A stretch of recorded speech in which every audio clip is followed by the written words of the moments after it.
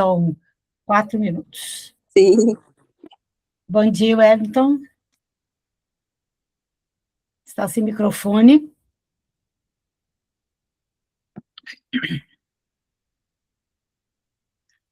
Eu mandei uma mensagem para você aí, Wellington. A gravação é automática, né? Agora eu vi a bolinha ali. Aí eu sempre esqueço da gravação. Mas está tudo. Bom dia, meninas. Isabela, Glícia, Aline.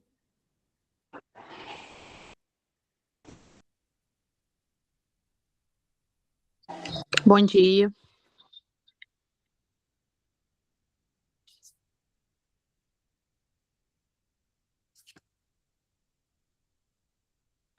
Bom dia.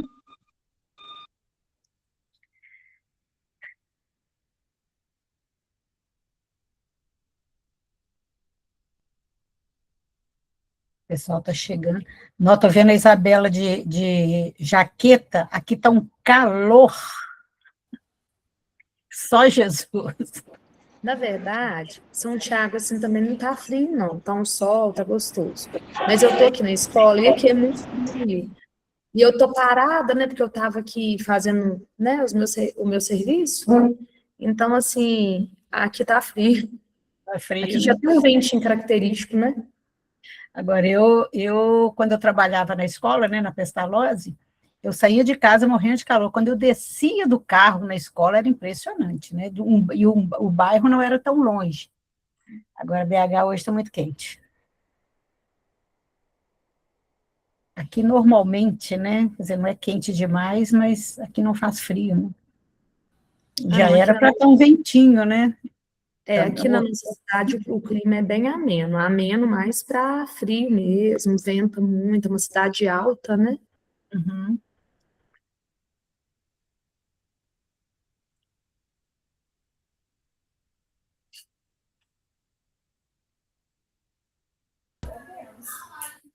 Bom dia, pessoal. Bom dia, Cidinha.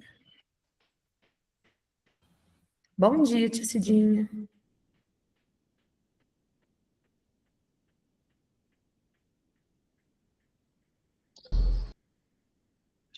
Olá, tá me ouvindo agora, Sandra? Sim, perfeitamente. Ok. Bom Eu vou dia, deixar vocês à gente. vontade aí, qualquer coisa vocês me chamam, Bom ok? dia. Bom dia, meninas. Ok, Wellington. Tá bom. Valeu. Até mais. Até mais.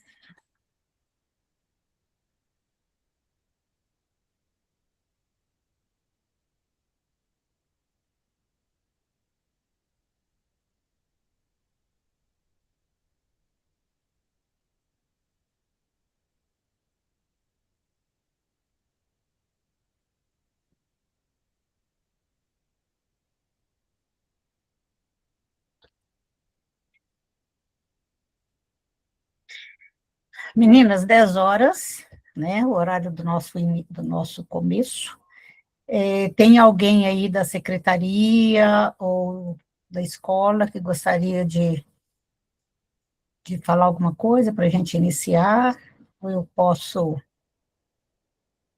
já começar? O pessoal vai entrando, né? À medida do horário, mas o nosso horário é 10 horas. Vamos lá.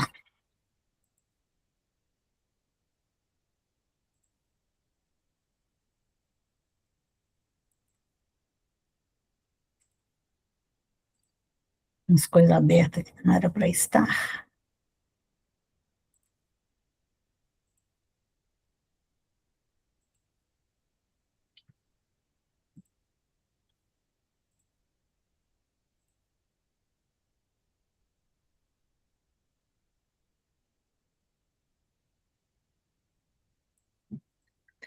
Vocês estão conseguindo ver o compartilhamento?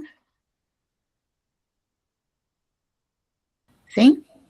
Estávamos, agora saiu. Saiu? Saiu.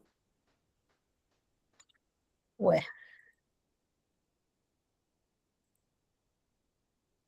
Agora está? Ainda não. Ué.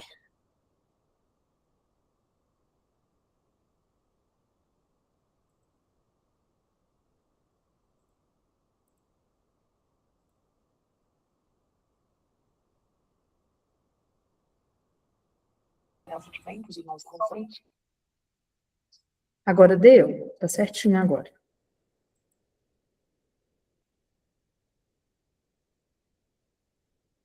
Só que para mim está embaçado. Ah, deu. Tá certinho? Eu tentei colocar a tela cheia, mas aí parou de compartilhar, eu vou fazer assim mesmo. Vocês estão conseguindo ler? Tamanho da letra? Deixa eu tentar colocar na tela cheia de novo.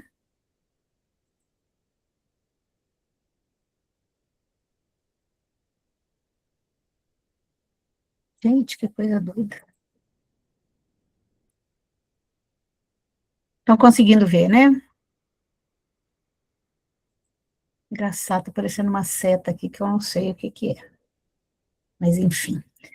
Bom, meninas, o negócio é o seguinte, vocês tiveram uma formação sobre a legislação, né, o decreto 12686, de 2025, do MEC, e, de maneira geral, hoje a nossa proposta é detalhar um pouco mais com relação ao estudo de caso, que é o artigo 11.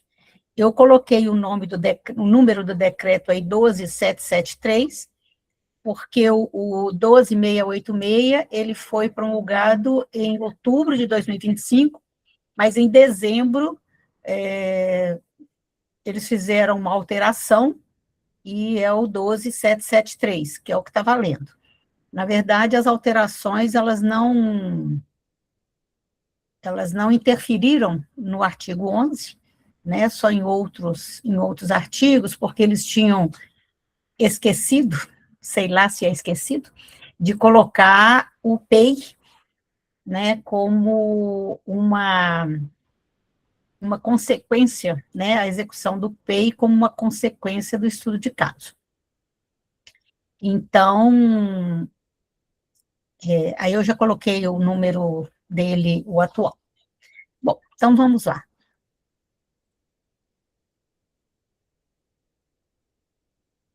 Deixa eu ver se eu consigo.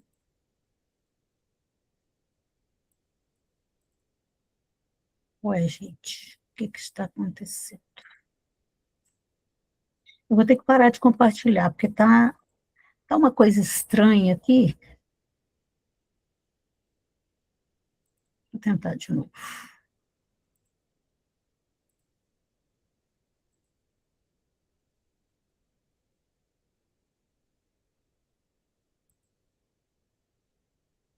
Acho que agora deu.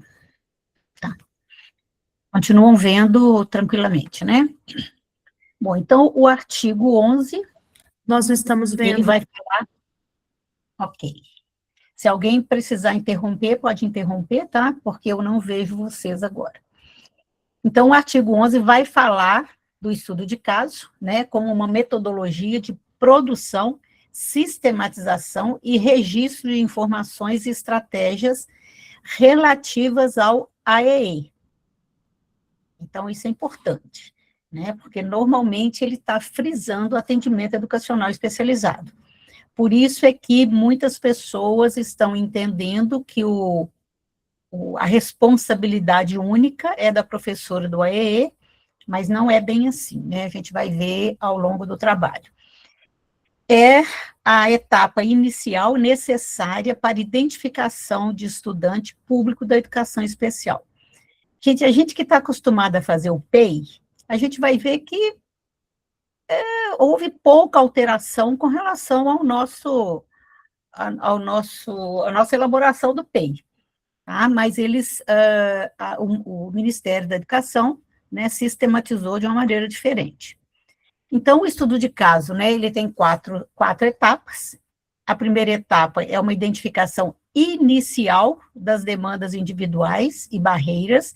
Então, é aquilo que a gente percebe mais de cara, ou então que alguém falou com a gente, então não é uma avaliação sistemática, né, que você vai identificar o comportamento do aluno, como é que ele está na sala, como é que ele se relaciona com você, e outras demandas, né, do tipo, se ele usa alguma prótese, algum aparelho auditivo,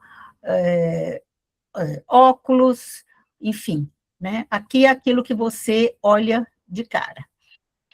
Na segunda etapa, análise das barreiras e do contexto escolar. Então, aqui a gente começa a analisar essas barreiras, né? Você percebeu na fase 1, e também a análise do contexto. Que contexto escolar é esse, né? Isso eu vou detalhar, já estou falando aqui meio por alto, mas eu vou detalhar. Que contexto é esse?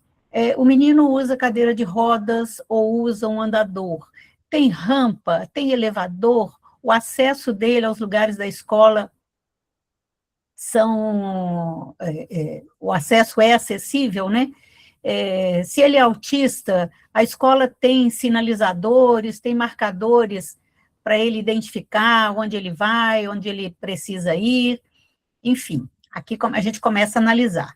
Na terceira etapa, a identificação das potencialidades das demandas de apoio ao estudante. Aqui a gente começa a fazer a avaliação para identificar potencialidade, né, aquilo que o aluno já sabe, aquilo que ele dá conta, e o que ele precisa, né, quais são as suas necessidades de apoio, onde ele precisa de apoio.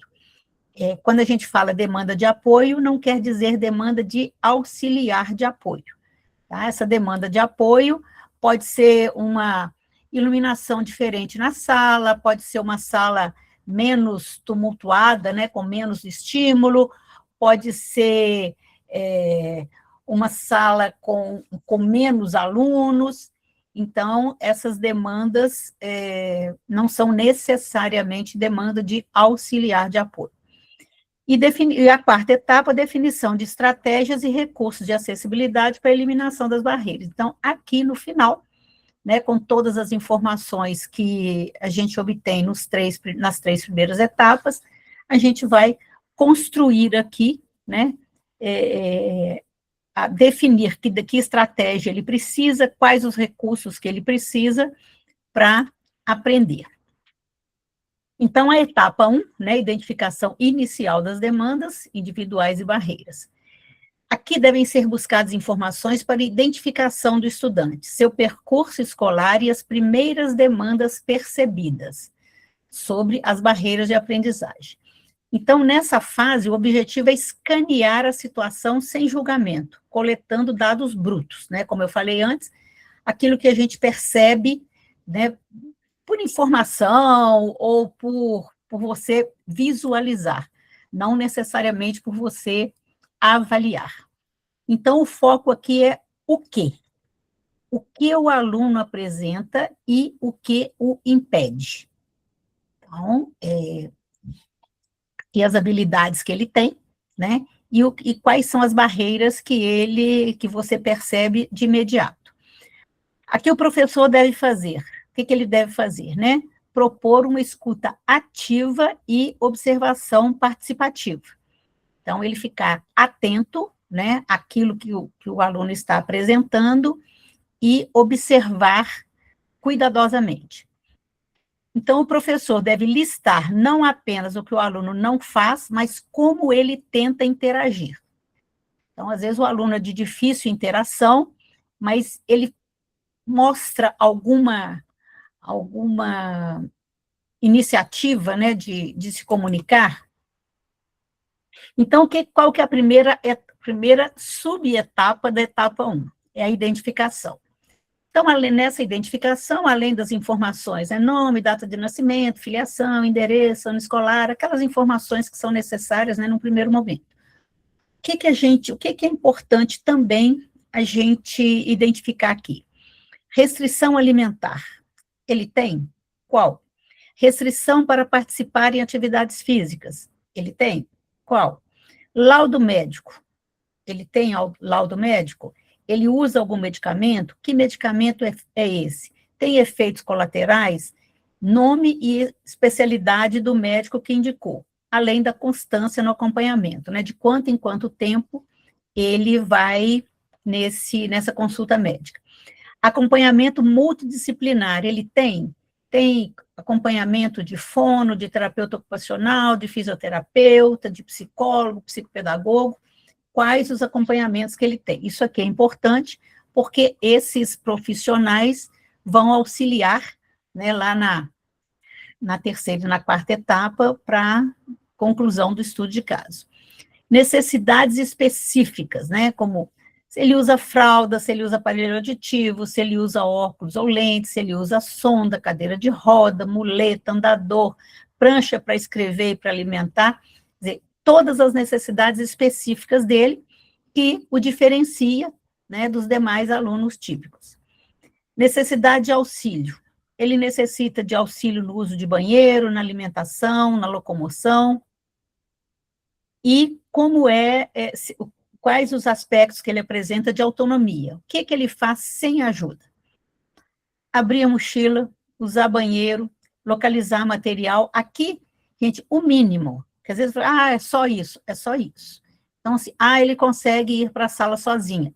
Isso é uma habilidade de autonomia. Ele consegue abrir a mochila, mas ele não pega o caderno, mas ele abre a mochila. Então, ele já faz alguma coisa, né? Que normalmente a gente tem esse costume, né? Ele abre o caderno, mas ele não escreve, mas ele abre o caderno. Então, tudo que ele consegue fazer. Uma outra subetapa da etapa 1, né, é o percurso escolar. Quais as escolas que ele frequentou, as facilidades e as dificuldades encontradas, experiência pedagógica, né, principais facilidades e dificuldades aqui na questão da aprendizagem, né? Se ele já frequentou o atendimento educacional especializado, qual atendimento que ele frequentou, se ele participa em atividades extracurriculares, né, outras atividades que a escola propõe, e percepção da família sobre o percurso escolar. Então, aqui a gente percebe a importância da família, né? A família vai nos trazer informações sobre esse percurso escolar. Muitas vezes a família fala, ele mudou de escola porque ele ia ser reprovado e eu não queria que ele fosse reprovado, então eu mudei de escola. Eu mudei de escola porque eu mudei de casa, mudei para outro bairro. Então, isso tudo é importante a gente avaliar. A terceira subetapa da etapa 1 são as barreiras pedagógicas, né? Aquilo que você percebe ou coisas que relataram para você.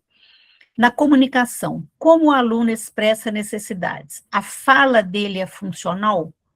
Ele fala expressando aquilo que ele quer? Né? Ou ele fala aleatoriamente, fala palavras soltas, repete o que a pessoa fala. Então, a fala funcional é a fala com um sentido.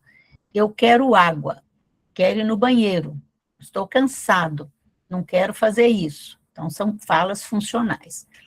Ou ele se comunica por gestos, por gritos, por choro, ou ele tem comunicação alternativa. Ele usa, né, comunicação alternativa.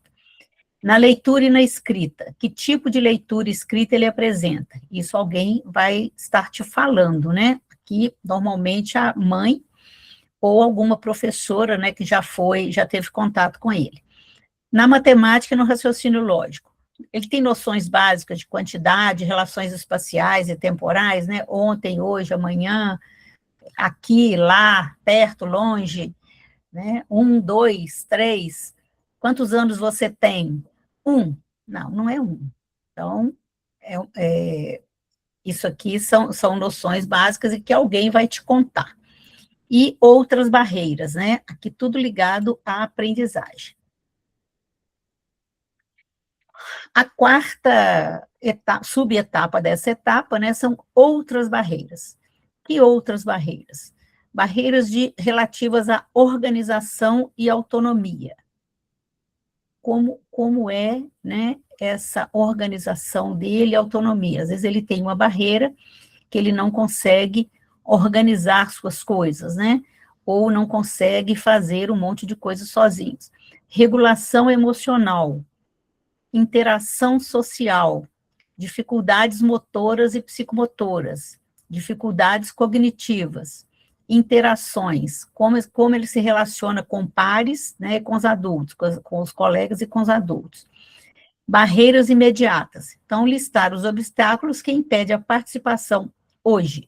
Exemplo, barreira da comunicação, o aluno não consegue pedir para ir ao banheiro, gerando desregulação. Isso aqui, gente, a gente já fazia lá no PEI, né? Esse levantamento aqui.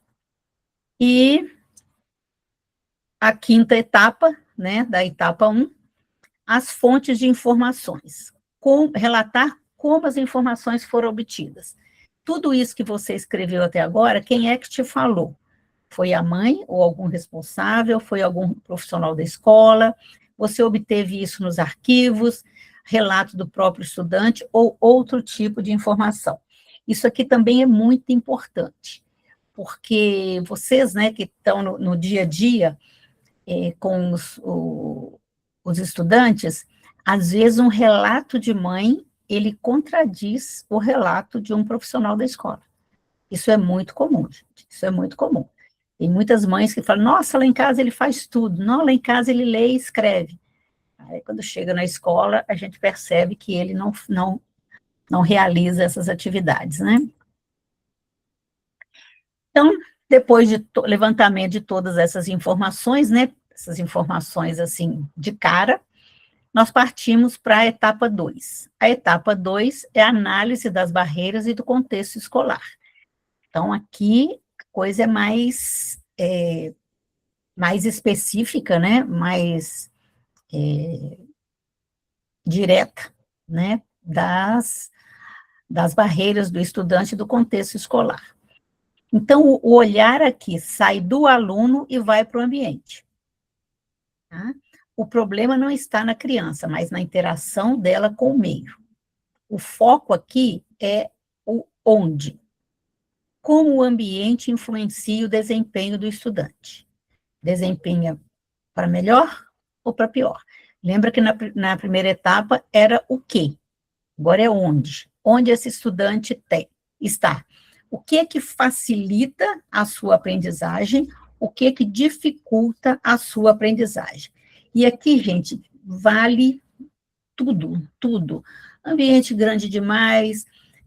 Eu estive numa escola há pouco tempo que a professora auxiliar falou o seguinte, que o recreio é ao lado do parquinho, e eles colocam um banco para separar o lugar do recreio do lugar do parquinho, porque não pode ir no parquinho na hora do recreio.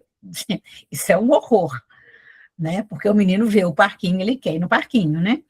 Então, quer dizer, são coisas assim do ambiente que às vezes a gente não percebe, né? Mas isso influencia no desempenho do aluno. Então, aqui nessa etapa, né, a gente faz uma análise mais profunda do ambiente, além da análise das práticas pedagógicas, das relações e dos processos avaliativos, deslocando o foco do estudante para o contexto. Então, aqui nós vamos ver quais as barreiras que acontecem no contexto escolar. Então, aqui é necessário que o professor tenha um olhar crítico sobre o que foi observado e ouvido na etapa anterior. Então, funcionamento da escola. Organização do espaço físico e do ambiente de aprendizagem. Organização da rotina e do tempo escolar. Como que é isso? Como é a organização desse espaço da escola?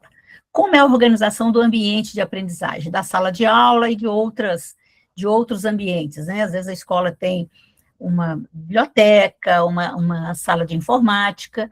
Então, como é a organização? Organização da rotina. Existe uma rotina? Existe alguma coisa que faz com que o estudante, e aqui, gente, para qualquer estudante, ele se organize. Ele sabe o que vai acontecer na segunda-feira, na terça, na quarta, e na segunda-feira, o que acontece primeiro, o que acontece depois. Então, existe uma organização de rotina. E o tempo? Como que é delimitado esse tempo escolar? Então, o tempo escolar, ele é bimestral, trimestral, Então, como acontecem as coisas durante esse tempo, para que o aluno possa ter um desenvolvimento, uma aprendizagem dentro deste tempo, né? Às vezes, a gente percebe, né, que o tempo trimestral, ele costuma ser muito longo para aprendizagens de estudantes atípicos.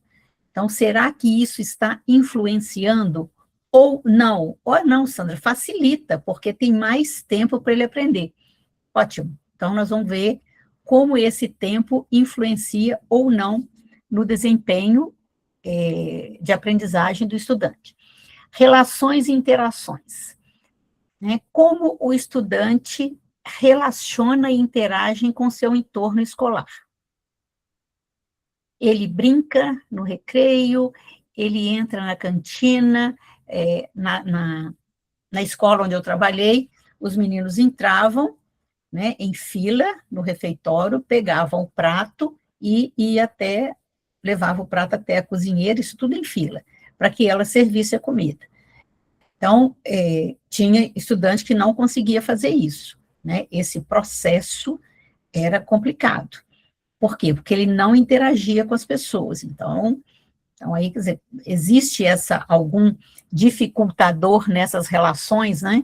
E nas relações de uma maneira geral. Quando ele está num outro ambiente da escola, por exemplo, ele está na hora do recreio, e aí ele se machuca, ele procura o auxílio, ele procura alguém, ou ele chora e fica sentado num canto. Então, as relações, as interações dele. Os aspectos de intervenção imediata, né, são aqueles que impactam na aprendizagem e desenvolvimento do estudante. Então, o que é importante fazer para aquele estudante, para que ele aprenda de uma maneira mais eficaz? Existe isso, né? Existem essas situações, a escola se preocupa com isso. Por exemplo, se você tem um aluno cego, existe marcadores na escola para que ele possa ter autonomia, que ele possa ir para a cantina, para a sala da diretora, para a biblioteca, sem precisar ajuda. Então, aquilo que impactam imediatamente, né? Então, isso precisa ter. Para o aluno autista também, precisa ter alguns sinalizadores, algumas marcações na escola, para ele entender que ambiente é aquele. Então, no ambiente da cantina é uma coisa, no ambiente do banheiro é outra coisa, no ambiente da sala de aula é outra coisa, na sala da diretora é outra coisa. Então, existe isso, né, na escola. E os processos avaliativos. Os processos avaliativos também, assim, é uma preocupação enorme, né? Como e quando esses processos acontecem? Se há alguma diferenciação para o estudante. Então, esse processo, né, a escola é bimestral ou trimestral. Então, o lançamento do resultado é no final do bimestre ou no final do semestre. Mas o processo de avaliação, até chegar nesse momento, né, de registro dos resultados, como que é esse processo? Na avaliação do estudante, tem alguma diferenciação? Ele tem acesso a algum material que ele necessita na hora da avaliação?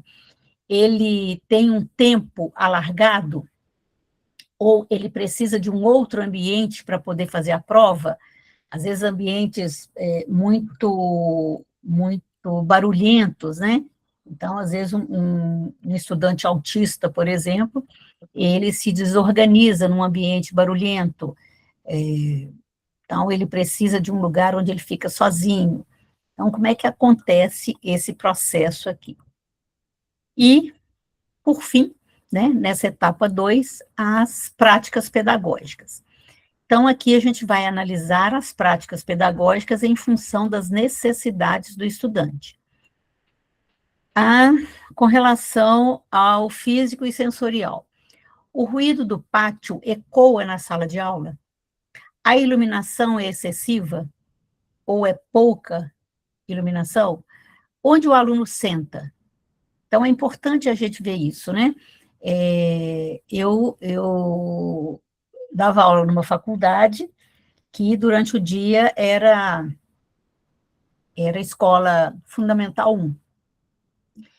E, às vezes, na própria faculdade, né, o espaço onde, por exemplo, elas tinham uma disciplina que era feita fora da sala de aula, interferia na minha atividade de professora. E aí eu falava, gente do céu, essa aula dessa professora lá fora, para mim, é um caos, né?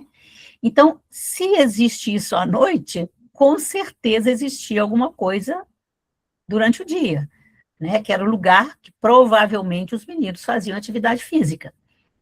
Então, esse barulho, ele é ouvido dentro da sala de aula, né? Como que essa relação, às vezes rua, movimentada, né? Rua que passa muito carro. Então, como é que é isso, né? Como que essa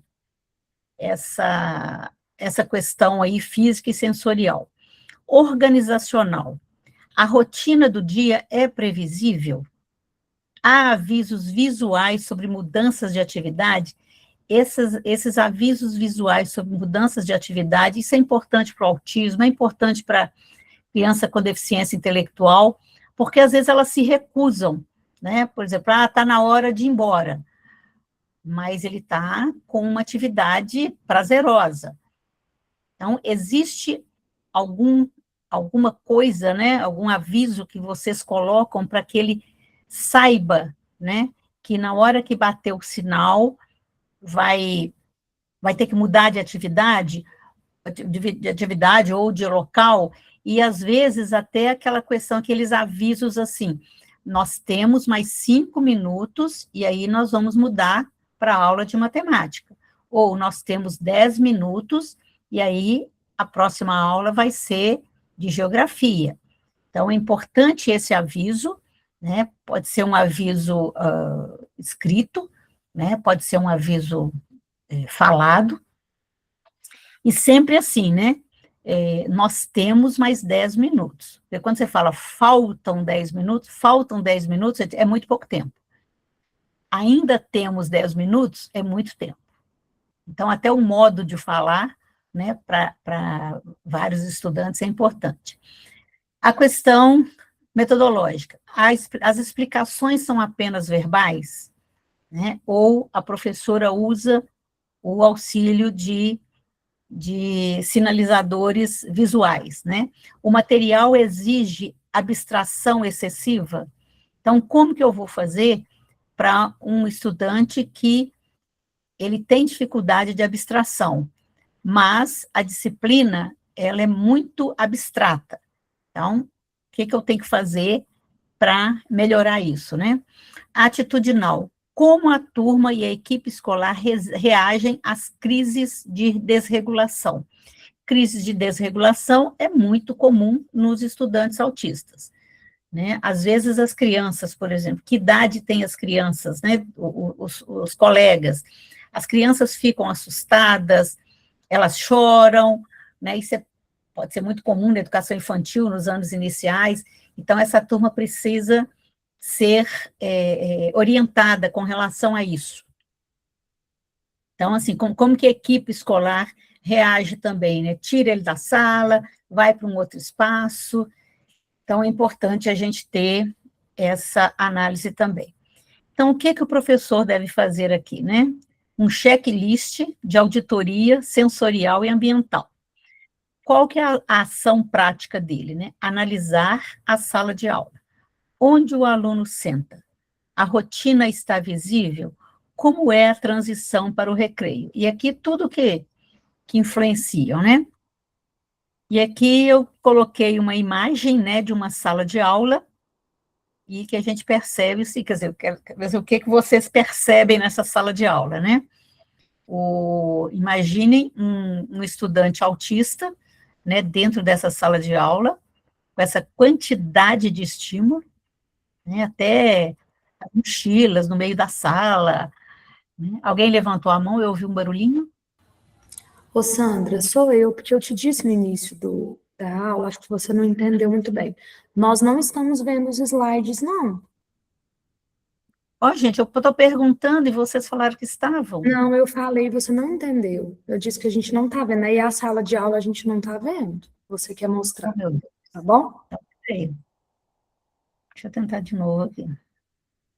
Aí eu compartilhei. Gente do céu, devia ter falado. Ah, cadê o negócio? Agora eu fechei o que eu não devia ter fechado.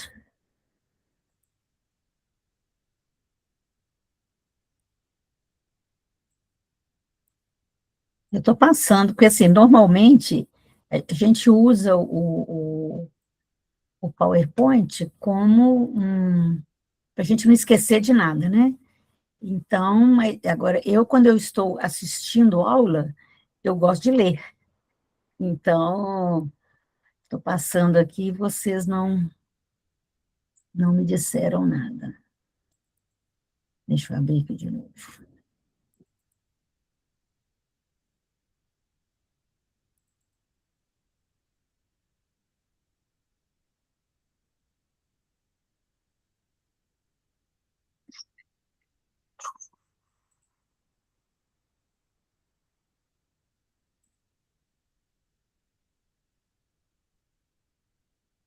Colocou aqui, algo deu errado ao compartilhar a tela. Agora que eu vi esse aviso aqui.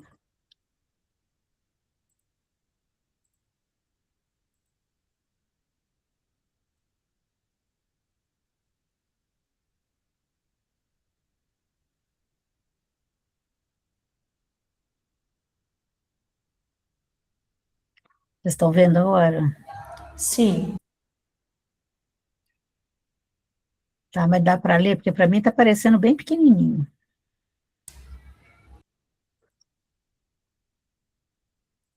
Se Pois você é. for embaixo, ô Sandra, tem a opção de você aumentar a visualização para a gente. Está em 36%, ou então colocar em tela cheia.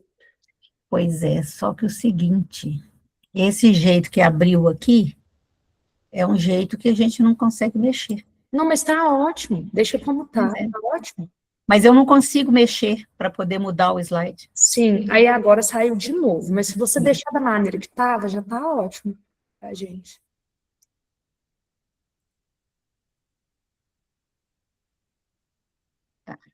Vocês estão vendo? Não.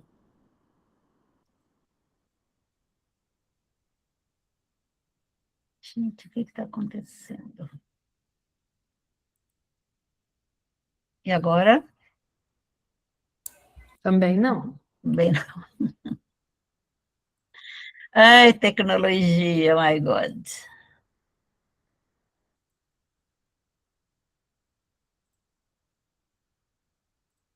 Eu sou da época como é que chama aquele negócio? Transparência.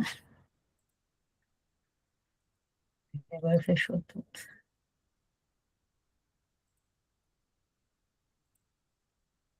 Gente, tem um tempão que não dava problema comigo. Ó, agora fechou tudo.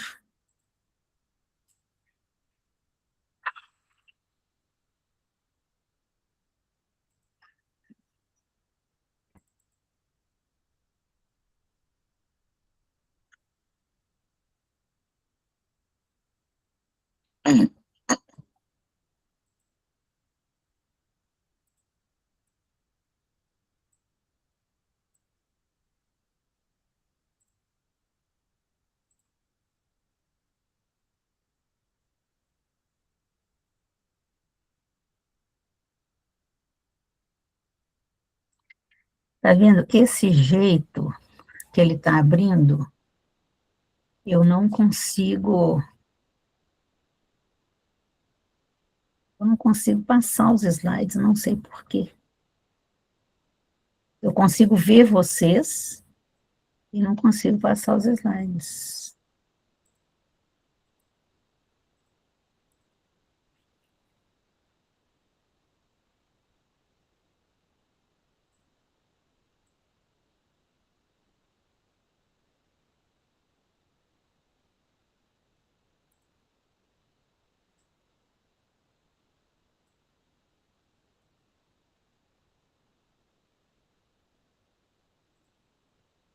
não sei por que ele está abrindo desse jeito.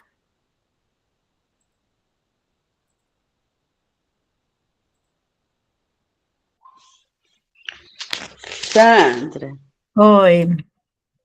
talvez você continue, entendeu? E depois você manda para a gente o material. Não, eu vou mandar para vocês de qualquer jeito, né? Porque senão, olha para você ver, aí depois a gente não consegue, né, finalizar. O que você acha? Pois é, porque para mim aqui... Dia. Não, já é 10h36. Então. Para mim aqui está aparecendo assim, parar a apresentação. Se é para parar a apresentação, é porque está apresentando, né? Então, não sei, tá mostrando para vocês aí agora ou não? Também não. Não? Não, tá não. Também acho que, a Gisele falou, é mais fácil a gente continuar, a gente estava até agora nesse, né? E aí você manda para a gente poder estar estudando aqui com as professoras. Ok. Eu tinha trazido três imagens, depois vocês veem a imagem. Tá. Então, não sei o que houve.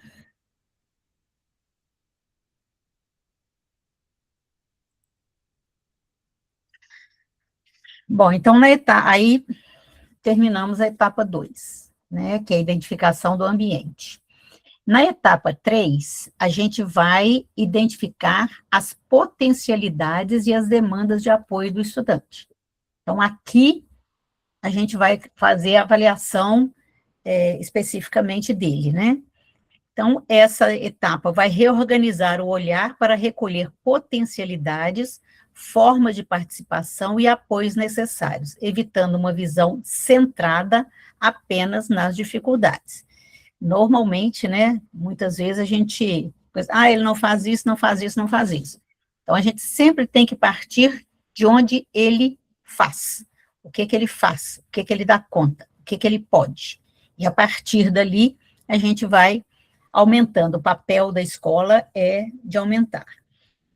Então, a base aqui é nos conhecimentos adquiridos, né? Então, ela vai garantir que a proposta pedagógica tenha como base os conhecimentos já adquiridos pelo estudante e quais são suas principais áreas de interesse, isso aqui é importantíssimo, e de melhor desempenho, além de mostrar onde estão as maiores necessidades de apoio. Então, as áreas de interesse, a gente não pode abandonar, tá? É uma coisa que a gente vai ter sempre como meta. Então, essa é a etapa mais importante para mudar a cultura da falta para a cultura da possibilidade. Que normalmente a questão da deficiência é não, não, não, né? Não faz isso, não dá conta disso. Então, a gente vai mudar essa cultura, né? Dessa falta para a cultura da possibilidade. Aqui, o foco é o como. Como ele aprende melhor e o que o motiva. De que jeito ele aprende melhor?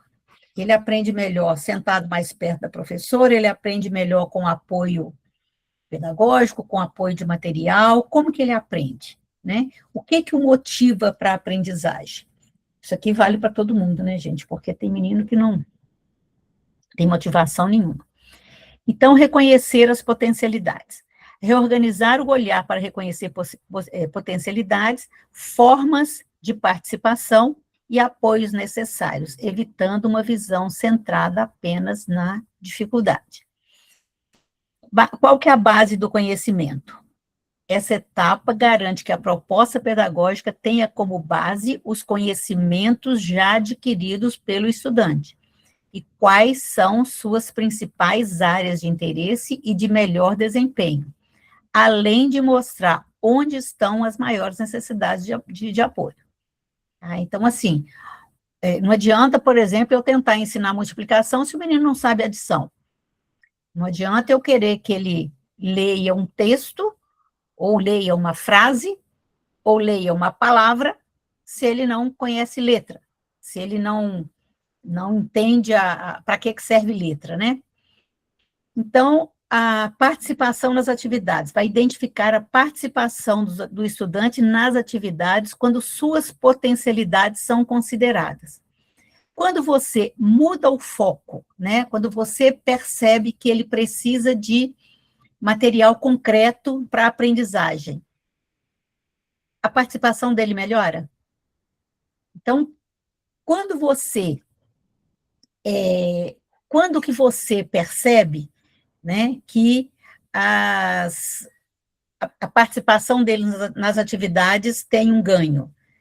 Então, quando as potencialidades dele são consideradas. Ou não.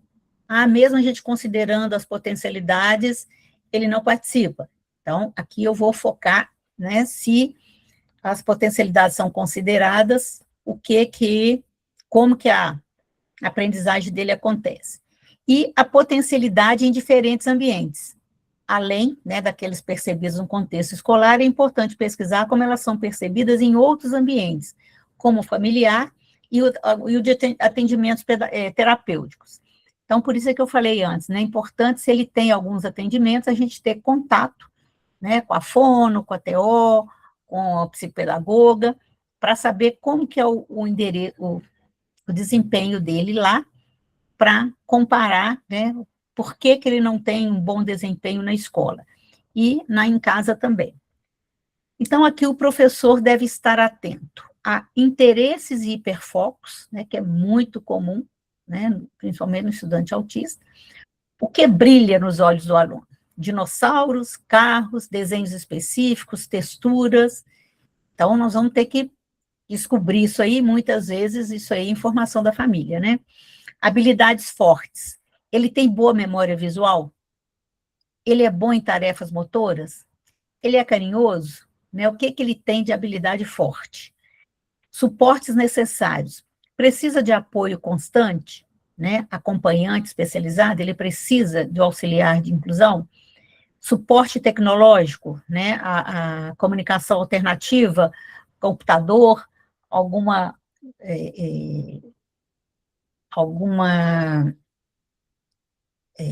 suporte da tecnologia assistiva, né, e aumentativa, ou apenas ele precisa de adaptação de tempo e de espaço.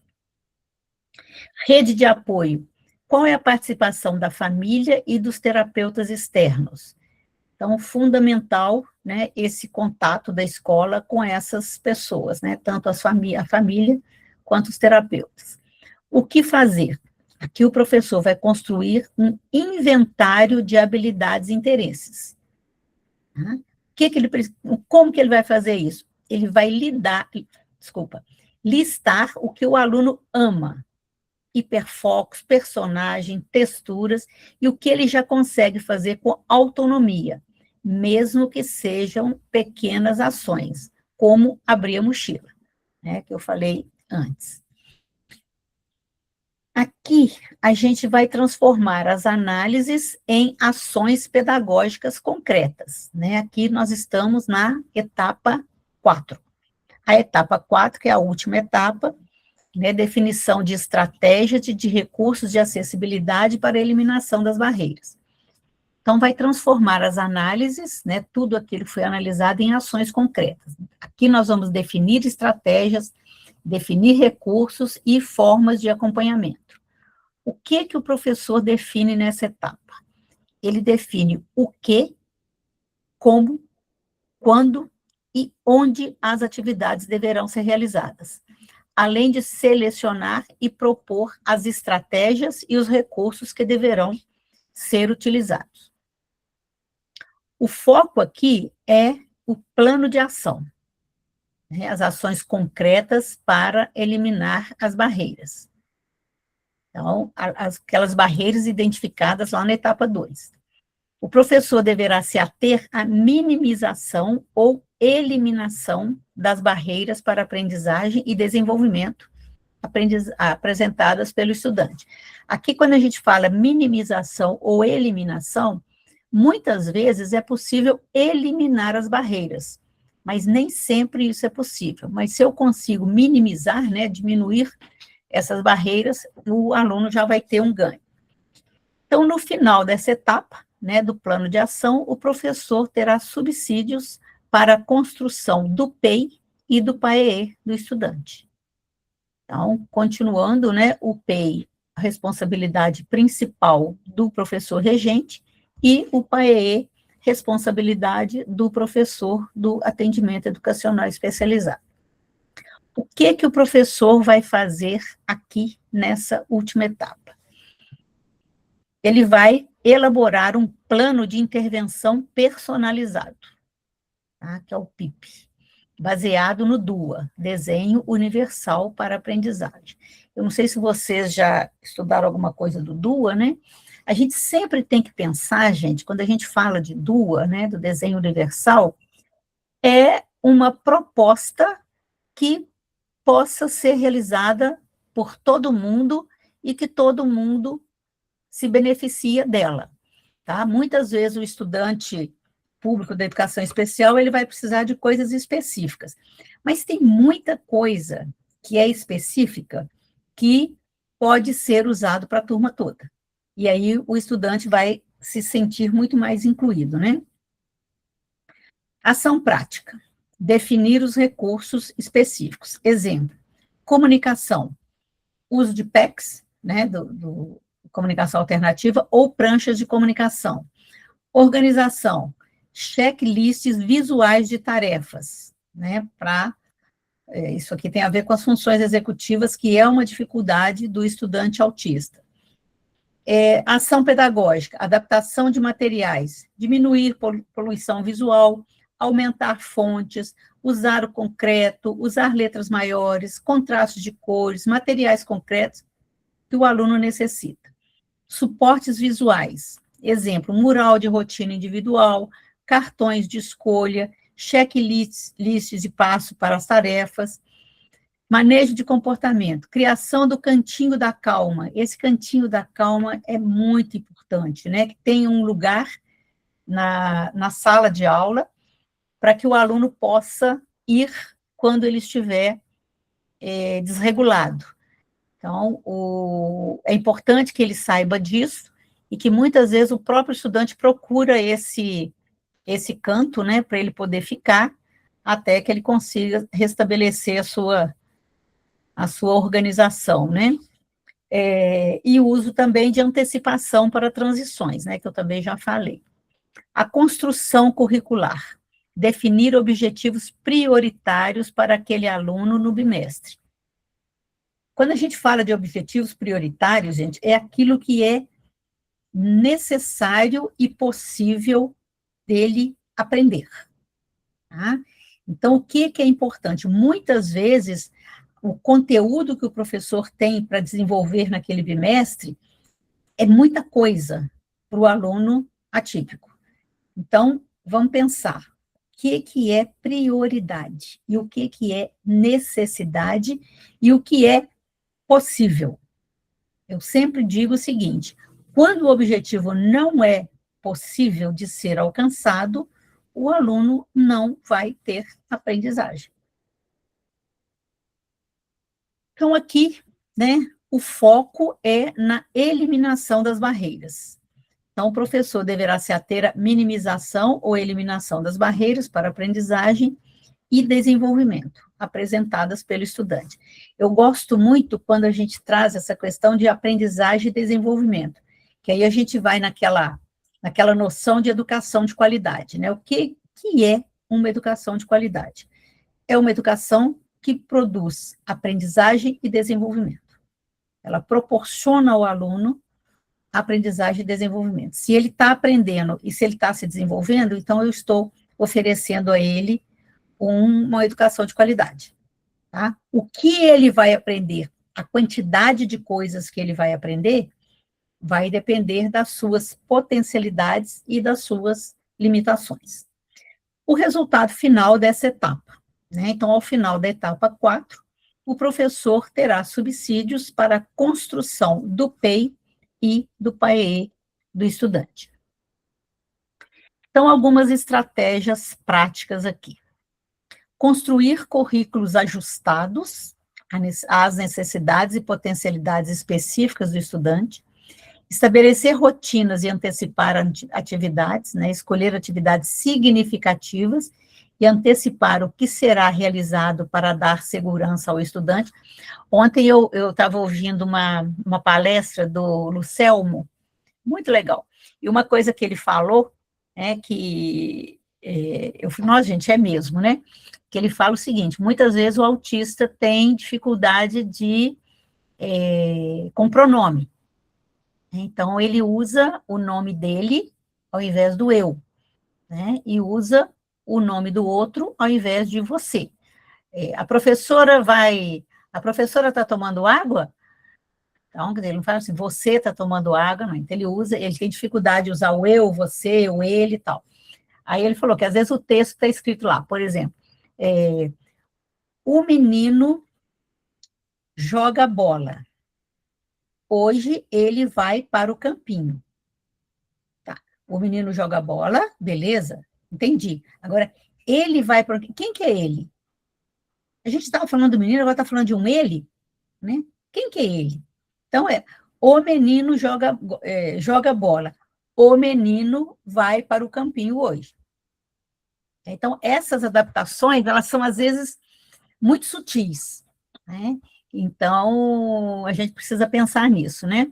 Utilizar atividades lúdicas e fragmentar atividades, isso é muito importante, né? Vários tipos de recursos visuais, concretos e outros, demonstrar antes de solicitar. Mostrar o que você quer para depois você pedir para ele fazer. Fragmentar atividades. Gente, eu falo às vezes assim, tem 5 atividades para fazer. Não dê as 5 nem para a turma, dá uma de cada vez para a turma toda, dá a primeira atividade, quem terminou pega a segunda, quem terminou pega a terceira, quem terminou pega a quarta e assim por diante. Tem alunos que vão fazer 5, tem alunos que vão fazer 4, tem alunos que vão fazer 3, vai depender da habilidade. Então, essa fragmentação, ela é importante, quer dizer, você não prejudica ninguém na turma e auxilia, né, o aluno que tem dificuldade. Organizar atividades colaborativas, isso aqui é muito importante, né? Para ser desenvolvido em grupos, duplas, trios, para estimular a autonomia, independência e as relações sociais, né? Enfatizar habilidades funcionais, dar os apoios necessários e valorizar as competências que que o estudante já possui. As habilidades funcionais, né, que é uma grande dificuldade, principalmente do estudante autista. Então, concluindo, né, o estudo de caso é pensado para ser construído a partir da observação contínua do estudante do ambiente escolar, do diálogo com a equipe escolar e da escuta da família. O documento pode e deve ser revisado sempre que necessário e atualizado conforme o desenvolvimento do estudante. Isso aqui também a gente já sabia quando a gente fazia PEI, né? Quando a gente fazia, não, né? Quando a gente faz, né? Porque o PEI não acabou, não. Utilizado como base para planejamento, acompanhamento e avaliação, tanto na sala de aula quanto no AEE. Então, esse estudo de caso, ele vai auxiliar, né, na construção do PEI, né, pela professora regente, e do AEE, pela professora do atendimento educacional especializado. Um estudo de caso bem feito, segundo o novo decreto, deve responder: o que impede este aluno de aprender hoje?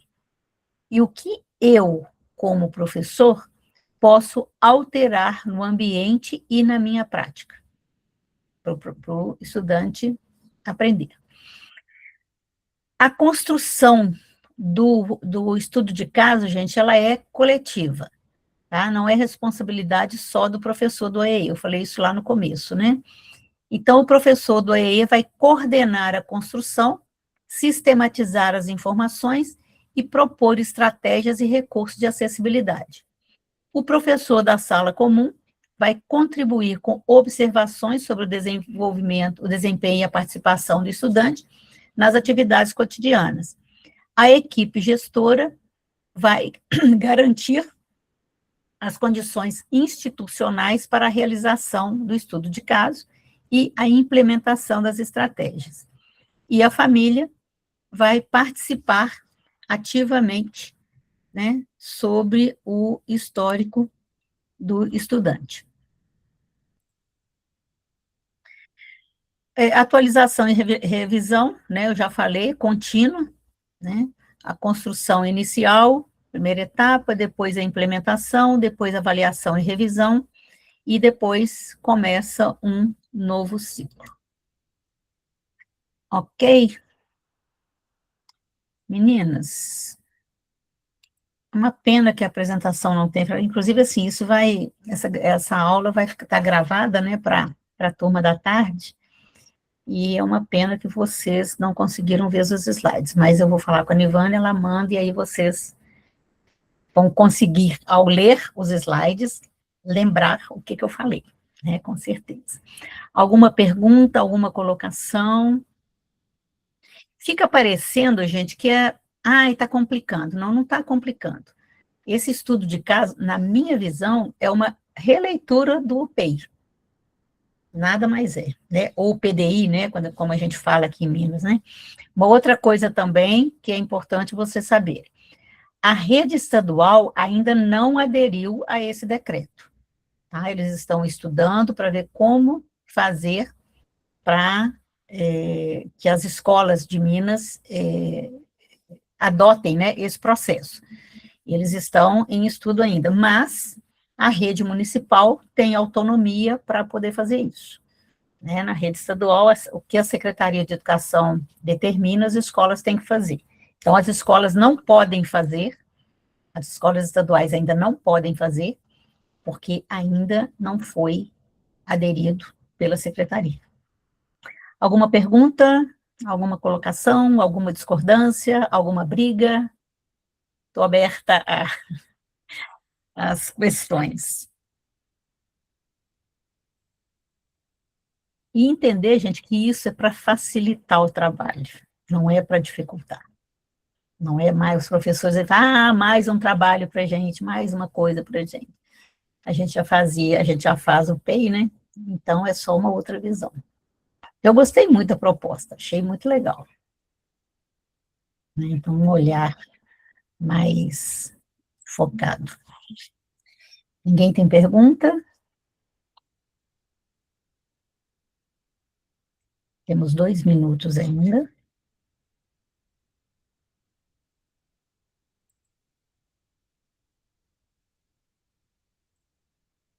Gente, que gente caladinha. Oi, Sandra. Eu acho que as perguntas vão surgir a partir do momento que a gente colocar a mão na massa, sabe? Porque agora a gente está ainda na parte teórica, então estudando, eu estou com 2 casos aqui, às vezes a Nivânia me ajuda, então as perguntas mesmo, né, igualzinho foi com a construção do PDI, agora a gente passa para a PEI, né, que são similares e muito próximos, né, com algumas diferenças, claro, mas eu acho que a gente, na hora que a gente começar a pôr realmente as coisas ali, pontuar as coisas ali no papel, e vem vamos colocar... As dúvidas, né? As dúvidas. Na verdade, PEI e PDI é a mesma coisa, porque eles têm o mesmo objetivo. A construção, que é uma construção livre, né? Porque, por exemplo, a rede estadual tem um modelo. Sim. Então, todas as escolas estaduais têm que seguir aquele modelo. As redes municipais podem construir o seu próprio modelo, baseado no estudo do Estado ou baseado, né, nas necessidades. A PEI e PDI é a mesma coisa, porque o objetivo é o mesmo, né? O objetivo é auxiliar na construção pedagógica para alunos públicos da educação especial. Mas isso que você falou, né, é real, né? Quando a gente começou a fazer o PEI, aí na hora de fazer, né, que a gente percebe. Sim, na hora de responder, colocar aquilo no papel, seguindo todas essas informações, aí vem surgindo realmente as pontuações sobre aquele caso, porque são muitos, né? A diversidade é muito grande. Então, na hora que a gente começar realmente a pôr no papel, pôr no papel está sendo construído. Então, assim, já está sendo feito. Mas... Eu tentei detalhar nessa apresentação o máximo possível, né, com exemplos e coisas, para poder dar um norte, né? Mas a partir dessa apresentação também vocês podem acrescentar coisas, né? Ou modificar coisas, porque tem muita coisa ali que não não, pode ser que não atenda ao público de vocês, né? Às vezes vocês não têm um aluno cego, às vezes vocês não têm um aluno surdo. Então, essa proposta é para todo mundo, né? Então, vocês podem fazer modificação.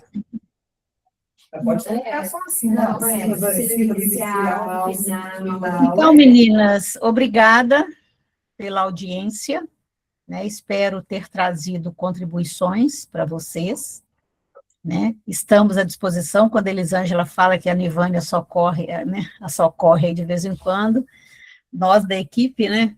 Também estamos à disposição. E Se não, eu falei porque pelo fato do contato primeiro. Entendeu?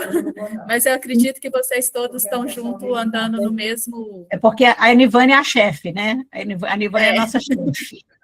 Então, foi o primeiro contato, então, mas assim, a equipe toda parece, na última, a gente teve a live com a Nivânia, e aí vocês estão andando sempre na mesma sintonia. Aí eu citei o nome dela justamente porque devido à última, né, e as conversas foram com ela. Mas eu tendo dúvida aqui, pode ter certeza que você está recebendo um WhatsApp aí, minha filha. Pode requisitar, a gente está à disposição. Tá bom, muito obrigada, viu? Obrigada a vocês, né? Tenham um bom dia, tenham uma boa semana e vamos trabalhar para favorecer a aprendizagem. Bom dia, obrigada. Bom dia, meninas. Bom dia. Bom dia, obrigada. Obrigada a vocês. Muito obrigada, um bom dia. Bom dia, meninas. Bom dia, obrigada. Obrigada a vocês. Bom dia.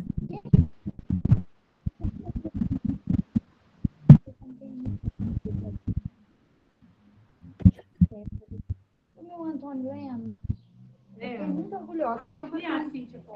Querendo ou não, por um primeiro semestre, não coloca ele espera o vestibular, não sei, não, claro que ele vem com aquela bagagem, mas eu estou apaixonada pelo elenco. Falei que a Gabriela tá vendo, Mário, tudo devagarzinho, mas o hiperfoco dele, né?